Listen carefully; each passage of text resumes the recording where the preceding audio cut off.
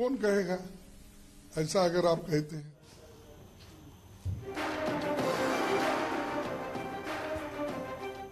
The sake of contacting all parties उन्होंने ऐसा कोशिश किया, तो इसीलिए उनकी कोशिश में कोई यानी ठोस कदम नहीं थे, तो इसीलिए हमने ये सोचा कि आज एक अच्छे कैंडिडेट को हम देंगे।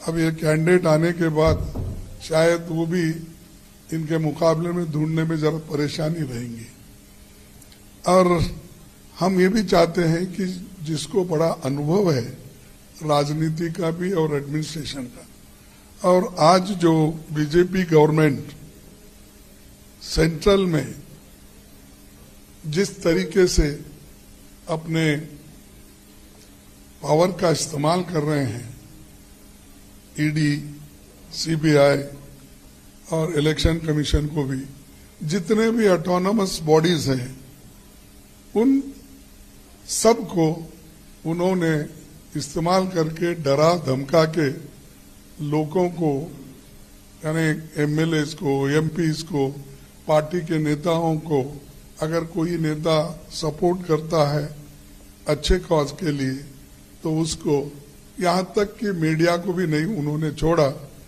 और मीडिया भी थोड़ा परेशान है। इसीलिए हम ऐसे ही नेता को चुनना चाहते हैं प्रेसिडेंट का कैंडिडेट।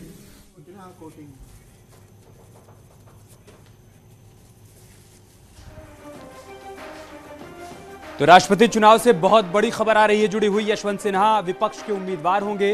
प्रेस कॉन्फ्रेंस में मल्लिकार्जुन खड़गे की तरफ से इस बात का जिक्र किया गया। यशवंत सिन्हा कभी भारतीय जनता पार्टी के वरिष्ठ नेता हुआ करते थे, बाद में बीजेपी से बाहर हुए, टीएमसी का दामन थामा, और अब यह साफ हो गया है कि विपक्ष की तरफ से उनको राष्ट्रपति पद का उम्मीदवार बनाया गया है। इससे पहले कोशिश की गई शरद पवार को मनाने की, फिर गोपाल कृष्ण गांधी से बात हुई, लेकिन जब बात नहीं बनी तब समूचे विपक्ष ने तय किया कि यशवंत सिन्हा को विपक्ष की तरफ से राष्ट्रपति पद का उम्मीदवार बनाया जाएगा। We are happy to announce that we have unanimously, I stress the word unanimously, chosen Shri Yashwant Sinha as the common candidate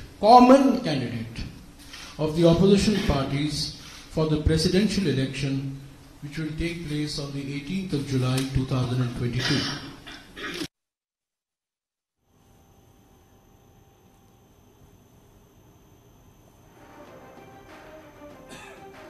और हमारे सहयोगी अनूप इस वक्त हमारे साथ जुड़ चुके हैं। अनूप, बड़ी खबर, यशवंत सिन्हा को विपक्ष ने सर्वसम्मति से राष्ट्रपति पद का उम्मीदवार बना दिया है। बिल्कुल, देखिए ये बड़ी खबर है, और जिस तरीके से पिछले कई दिनों से जो विपक्षी पार्टियां हैं वो लगातार कंसल्टेशन कर रही थी, जिस बात का जिक्र आप भी कर रहे हैं कि पहले शरद पवार के नाम पर विचार किया गया, तमाम और नामों पर भी विपक्ष की तरफ से चर्चा की गई, लेकिन जिस तरीके से आज सुबह ही यशवंत सिन्हा ने खुद ट्वीट करके जानकारी दी कि टीएमसी ने उनके नाम को प्रपोज किया है राष्ट्रपति पद के लिए, और उन्होंने धन्यवाद भी दिया, यानी कि जो ऑफर यशवंत सिन्हा को दिया गया था उसे मंजूर यशवंत सिन्हा ने किया। थोड़ी देर पहले ही बैठक हुई थी और उसके बाद ये फैसला लिया गया विपक्ष की तरफ से।